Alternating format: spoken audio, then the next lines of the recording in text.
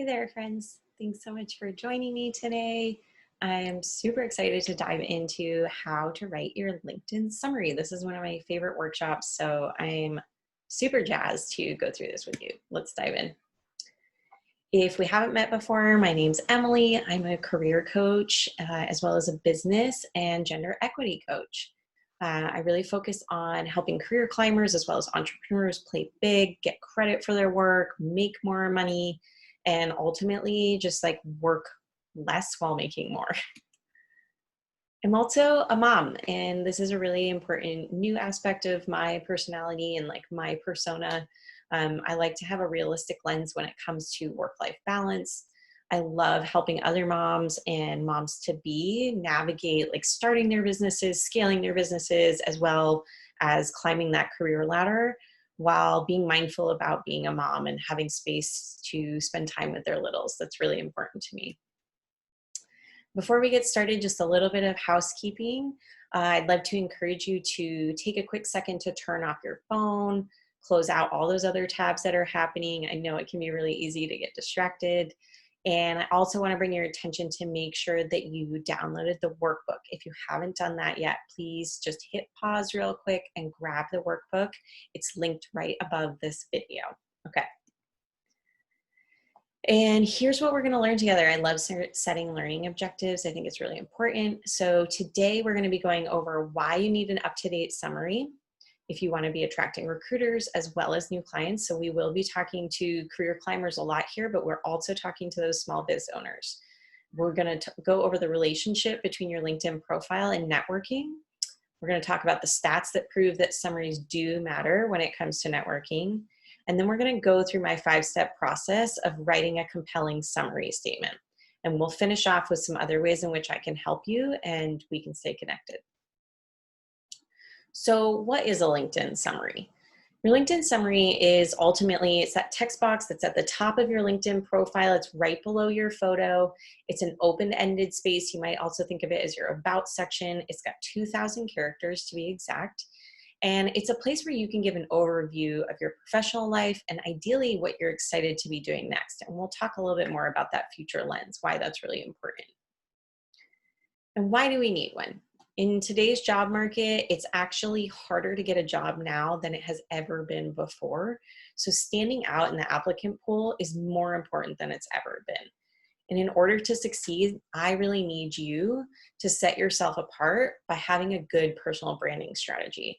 So this is like, what makes you different? Why should I buy from you? Why should I hire you? Why are you the best candidate? We need to hone in on what that unique skill set is that you have and be able to market it. So first question, we're just going to practice using that workbook here. I want you to write down before going through this training on a scale of 1 to 5, 5 being totally confident and 1 being completely lost. How confident are you currently feeling about your LinkedIn summary? And if you don't have a LinkedIn summary yet, no worries. By the end of this, you will. So don't feel bad. All right, take a second to do that. I'll also note that I'm going to be scrolling through these slides somewhat quickly.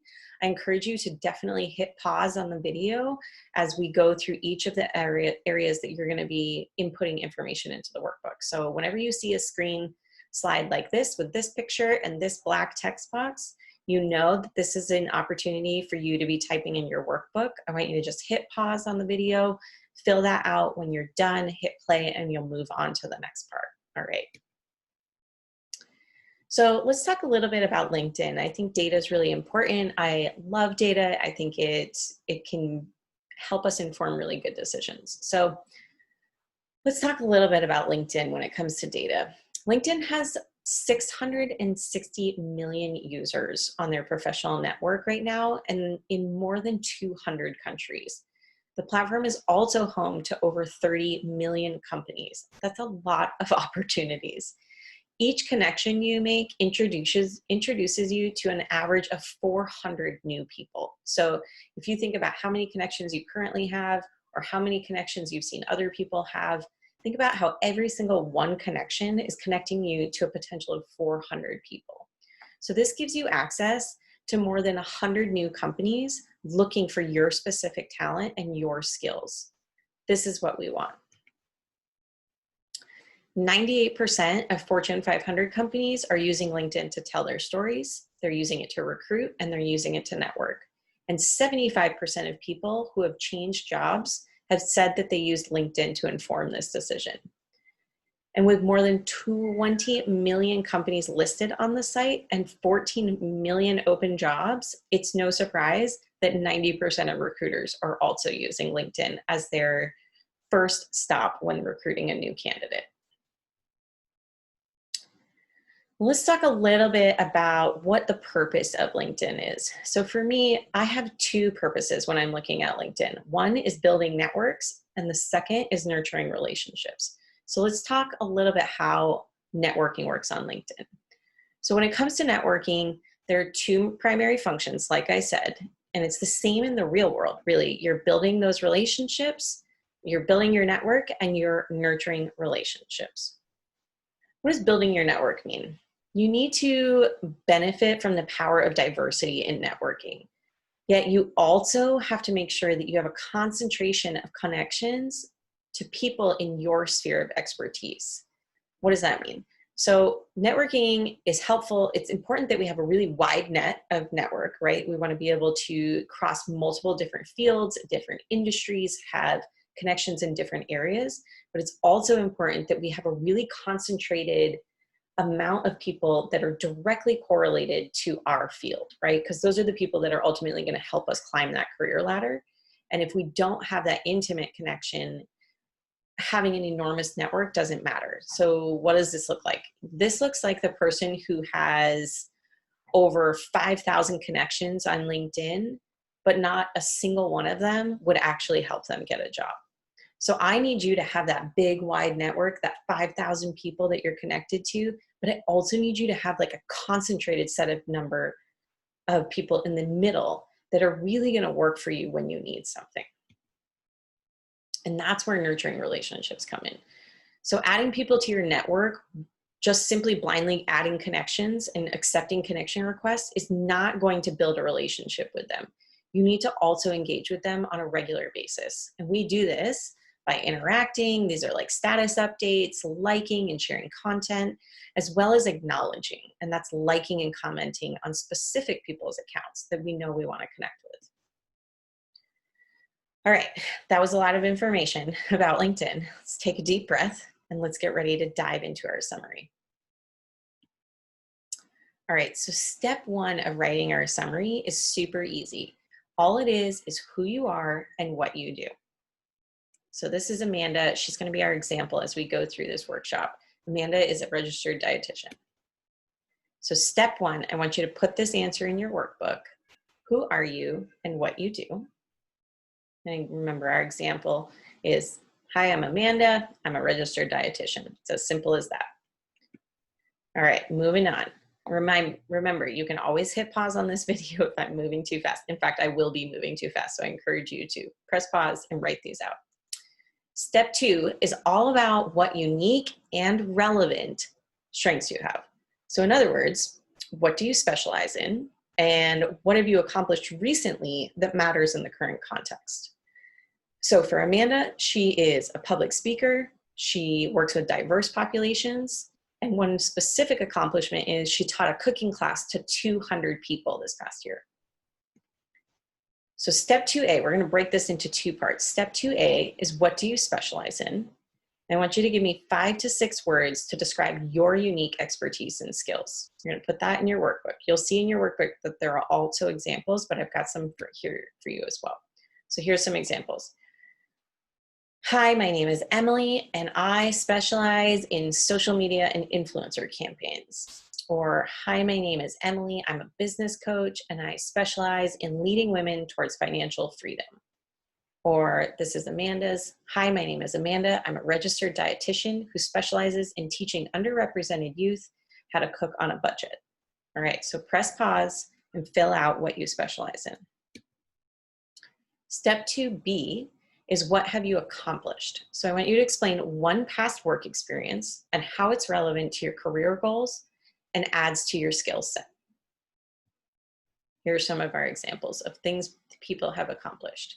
I've worked with big name brands like Clorox and Pepsi to help refine and grow their digital presence through highly targeted campaigns. I've worked with dozens of women from every industry to help them fine-tune their brands through targeted in-person workshops. And lastly, for Amanda, I've taught hundreds of individuals how to cook through my personalized nutrition coaching webinars. All right, so tell me, what is your accomplishment? All right, step 3. Step 3 is all about industry specifics and how they connect to your overall career goals. This is where we're going to highlight some of your industry's specific challenges and how you're uniquely qualified to answer those problems. So for Amanda, her unique industry problems are underrepresented populations often lack access to healthy food. All right, so I want you to think about what is an industry or company problem that you are aware of.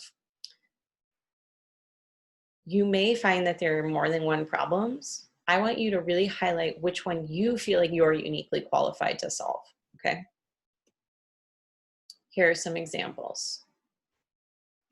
So for me specifically, since women historically have been told to stay small and not take up much space, convincing women that their business ideas is often difficult for me, right? That's an industry problem that I see, that I feel I'm uniquely qualified to answer. So let me write down in your workbook, what is your industry specific problem? And then step 3B, how are you uniquely qualified to fix or address it? And here are some of our examples. I want you to start this sentence off with, I have a strong track record in or doing blah, blah, blah. All right, so mine is, I have a strong track record in coaching women how to play big so they can increase revenue without burning out. Amanda's is, I have a strong track record in teaching new and time-efficient methods to cooking and meal preparation that are realistic and easy to replicate. All right, so tell me in your workbook, how are you qualified to fix the industry problem that you identified? Step 4, look at this, we're already more than halfway. Step 4 is all about your career objectives. What do you want out of your career? Where are you going in your career?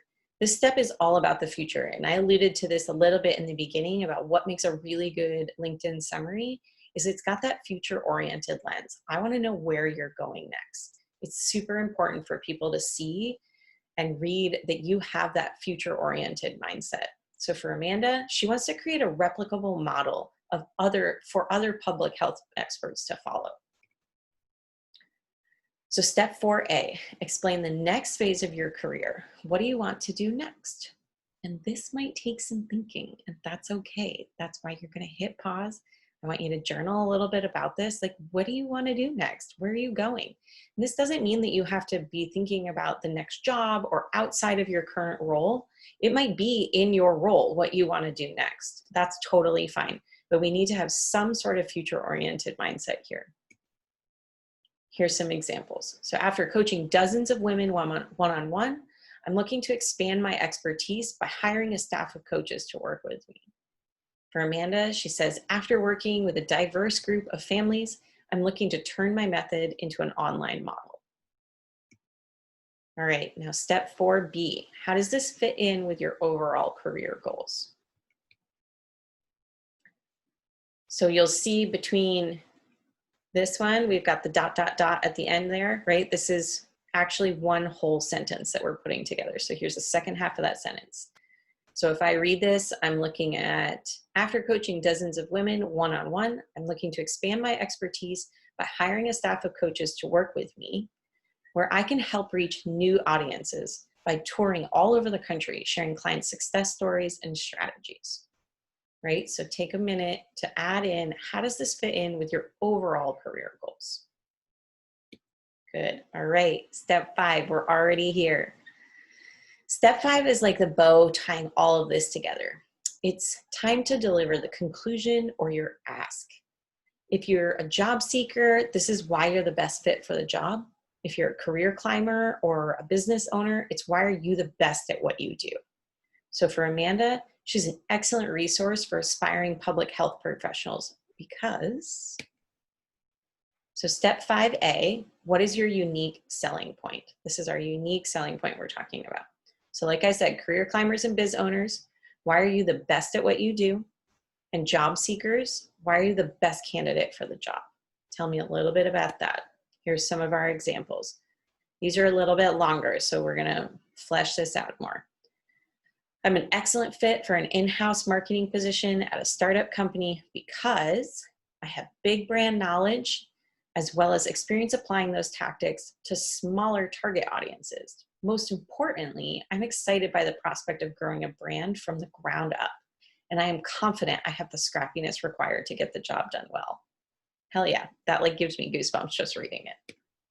All right, here's another example. I'm an excellent fit for any woman-owned business that's ready to level up. I have experience with onboarding automations, as well as experience transforming high-touch deliverables into passive offerings, so you can make more money while playing with your kids. Most importantly, I am passionate about helping women balance their passion for work and their love of family time. I'm confident I can help mamas find their ideal work-life balance. So you'll see that in both of these examples, we have a most importantly. If you look halfway down the paragraph, it says most importantly, comma. We've got that in all three of these here. That's a really important link in the sentence because we're highlighting truly what your unique expertise is. Like, this is your unique selling point. This is what you and only you are good at, right? So I want you to really focus on that part. This is ours for Amanda. I'll let you go through that one. Remember, you can pause, go back and forth through all of these and these examples. Many of these examples are also in your workbook. All right, so step 5B, we're gonna pull this all together. Here's what that looks like all together. This is our digital marketing professional. You can go through this one here. This is one of mine. My name is Emily. I'm a business coach who specializes in helping women take up space, get credit for their work, and make more money. In the past year, I have helped dozens of women scale their businesses and generate their highest grossing months, all while working less and getting paid more. Since women have historically been told to stay small and not take up much space, convincing women their business ideas are worthy can be difficult. I have a strong track record helping mamas turn side hustles into full-fledged businesses, allowing them the flexibility and stability to take care of their littles. Next, I'm looking to build out a course suite to support business owners and attract a wider range of women. I'm an excellent fit for any sister who is struggling to make their business dreams a reality due to lack of time, because I know what it's like to scale a business while pregnant and with a newborn. Time is our finest resource, and I can show you how to spend it effectively. Bam. All right, and then here's Amanda, our dietitian and health educator. So hopefully between these three, you've got some good examples of what this is going to look like, right? And this is our summary section in LinkedIn. So one little bonus tip I want you to add in, and you'll see this in my profile if you go, and I definitely encourage you to go connect with me on LinkedIn. You can pause and do that right now. Emily Ely. So this bonus tip, I want you to bullet out the technical and professional skills and keywords. This helps you increase your SEO. If you think about your LinkedIn profile as a search engine, when recruiters are searching for, say they're searching for a marketing manager, right? They're gonna search for marketing manager. They also might search for other terms that are related to marketing. I want you to bullet out what those terms are, all of those keywords, right in your summary section. So this little section right here with the services offered, it could also be professional skills, it could be technical skills, it could be program management, time management, it could be whatever you want. These could be transferable skills, whatever it is, you're gonna bullet those out right underneath the summary statement we just created. And a quick Google search is gonna help you find these terms if you're not sure